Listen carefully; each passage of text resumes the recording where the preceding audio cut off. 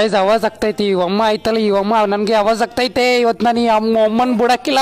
ಅಲ್ಲ ಎಷ್ಟು ಜನ ಹೇಳ್ಕೊಟ್ರು ಗೊತ್ತಾ, ಗಂಡು ಮಕ್ಳು ಇರೋದಕ್ಕ ನಿಮ್ಗೆ ಹಂಗೆ ಓದಿಸೋದು ಬೇಡ, ಅಂಗಡಿಗೆ ಇಡೀ ಅಂಗಡಿ ಜಿಟ್ಟಕ್ಕೆ ಕೆಲಸಕ್ಕೆ ನಿಮ್ಗೆ ಸಂಬಳ ಬರ್ತದೆ. ಯಾರ ಮಾತು ಕೇಳ್ದಾನೆ ಓದಿಸಿದ್ವಿ. ಆಯ್ತು ಬಿಡಮ್ಮ, ನೀನು ಓದ್ಸಿದ್ಯಾ, ನೀನು ಓದ್ಸಿರೋದಕ್ಕೆ ನಾನು ಇವತ್ತು ಇಲ್ಲಿರೋದು.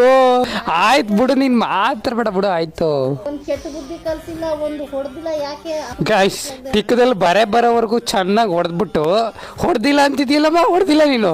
ಬುದ್ಧಿ ಬಂದಲ್ಲ, ಬುದ್ಧಿ ಬಂದ್ಮೇಲೆ ಹೊಡೆದಿಲ್ಲ. ಬುದ್ಧಿ ಬರೋಕ್ಕಿಂತ ಮುಂಚೆ ಸ್ಪೂನಲ್ಲಿ, ಕೊಳಪೆಯಲ್ಲಿ, ಸೌದೆಯಲ್ಲಿ ಜಾಸ್ತಿ ಬಿದ್ದಿರೋದೇ ಪಾತ್ರೆ ಅಂತೂ ನಾನು ಏನು ಜ್ಞಾನ ಮಾಡಿದೆ ಅಂದ್ರೆ, ಅವ್ನ ಅಪ್ಪ ಬಿಟ್ಟು ಹೋದ, ನಾನು ಹೊಡೆದ್ರೆ ನನ್ನ ಮಕ್ಕಳಿಗೆ ಅಪ್ಪಂದು ಪ್ರೀತಿ ಇಲ್ಲ, ಬಂದು ಬಳಗೊಂದಿಲ್ಲ, ಹೋಲಿ ಬಿದ್ದು ಹೋಯ್ತವೆ, ಯಾರು ಏನು ಮಾಡ್ತಾರೋ ಅಡ್ಡದಾರಿ ಹಿಡಿತಾರ ಅಂತ ನಿಮ್ಮ ಪ್ರೀತಿ ಸಾಕಿ ಯಾರು ಹತ್ರನೂ ಒಂದು ತಿಂಡಿ ಕೇಳಬಾರ್ದು ಆರೋಗ್ಯ ಸಾಕಿ.